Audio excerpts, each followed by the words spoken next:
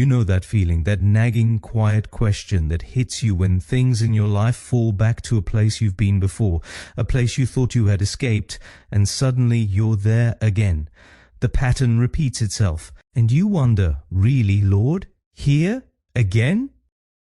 Welcome to the Sebcast, where we turn our beloved stories on their heads, look at what history might have overlooked, and where we discover anew and grow together.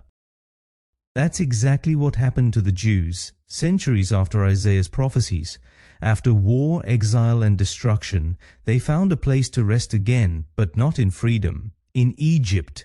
Literally, you heard right. Egypt. The place of their old trauma, the place where God once delivered them from, where they were slaves, where Moses said, "Let my people go." Now they are there again, not as visitors, but as exiles, as slaves again. The history books tell us that Ptolemy, the pharaoh of Egypt in 301 BC, plundered Judea. He took the young men of Jerusalem, forced them into his army, and then did something terrible. He used them to attack their own city. Afterwards, he took the smartest, the most capable, the artists and the thinkers to Egypt, to Alexandria. There's something happened that one can hardly believe. Alexandria, not Jerusalem, became the largest Jewish population in the world. It's tragic. It's ironic. It's deeper than a political move. It's psychological.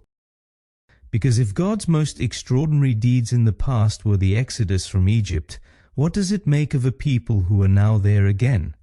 You can hear their question, where is God now? And if you're honest, you've asked that question yourself, not in Egypt, but in your own Egypt, that place where you swore you wouldn't be again, that relationship, that addiction, that dark place in your mind. You thought you were done with it, and then you're back in Egypt. And then you say to yourself, if God is truly present, I wouldn't be here again now. But maybe we need to learn something from Israel's story. Maybe Egypt is not the end of the story. Perhaps it's just the backdrop against which God begins to write something new.